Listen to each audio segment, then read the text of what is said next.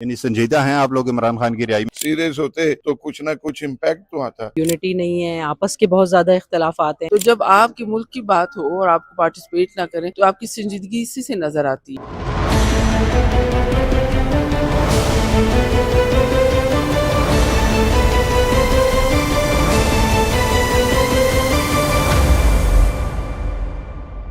अस्सलाम वालेकुम नाजरीन, प्रोग्राम B&U के साथ पार्लियामेंट हाउस से मैं हूं लुकमान शाह।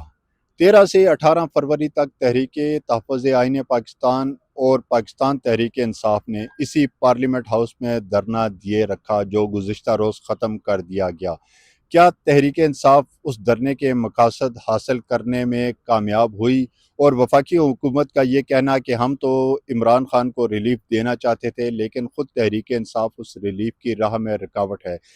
आइए अरकान पार्लियामेंट से पूछते हैं कि क्या तहरीक इंसाफ इमरान खान की रिहाई से मुतालिक संजीदा है कि नहीं। यानी संजीदा हैं आप लोग इमरान खान की रिहाई में? आपकी पार्टी की आदत?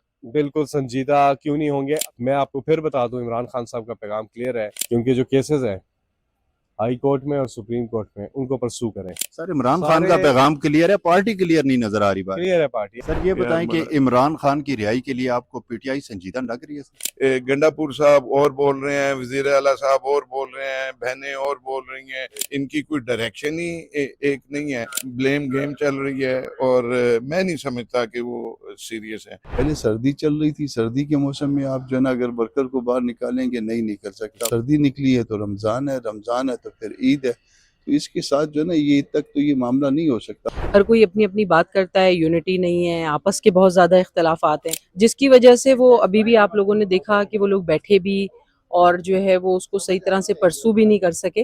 तो मेरे ख्याल में थोड़ा सा मजीद जो है वो संजीदगी का मुजाहरा करना चाहिए और मुशावरत से फैसले करने चाहिए तहरीक इंसाफ को। तो जब आपके मुल्क की बात हो और आप पार्टिसिपेट ना करें तो आपकी संजीदगी इसी से नजर आती है। तो ये जो पुराना कल्चर जो इमरान खान साहब के इस ज़माने में शुरू हुआ है, ये ख़त्म हो और एक जमहूरियत की तरफ हम लेके चलें गाड़ी को।